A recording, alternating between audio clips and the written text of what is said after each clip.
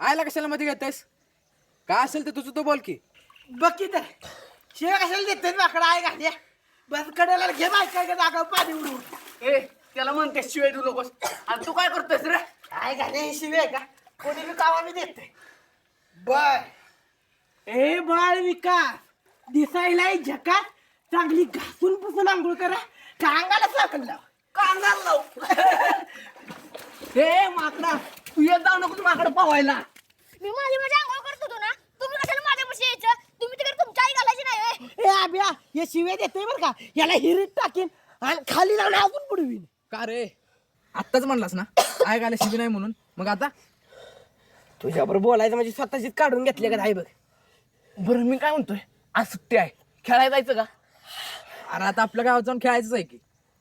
अरे गावात नाही, तिकडे मुरटात बॅट बॉलच्या मॅच आहेत. आपला सूर्या सांगत होता बक्षीस बी आहेत.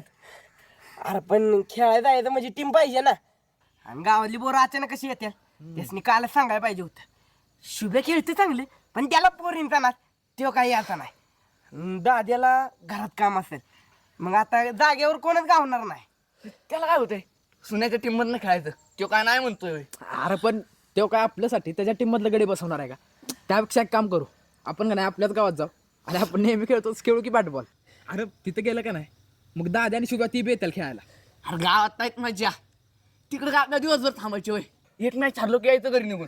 म्हणजे एकच मॅच खेळायचे म्हणकी आणि एवढ्या पोरांनी जिंकणार आहे तेव्हा. हा ब्या चल की जाऊया लागा लई दिवस झाला असं बॅट बॉल खेळून आणि षटकार मागतो का नाही बघ. मी बी होय. अरे चल की तेवढीच फिल्डिंग करते. आणि किरण आणि मध्या तुम्हाला आत्ताच सांगतोय बरं का, एक मॅच खेळायचं आणि लगेच जायचं घरी. अरे आपण सकाळपासून जेवलो बी नाही, आता घरी जाऊ घरची बी वाट बघत असते.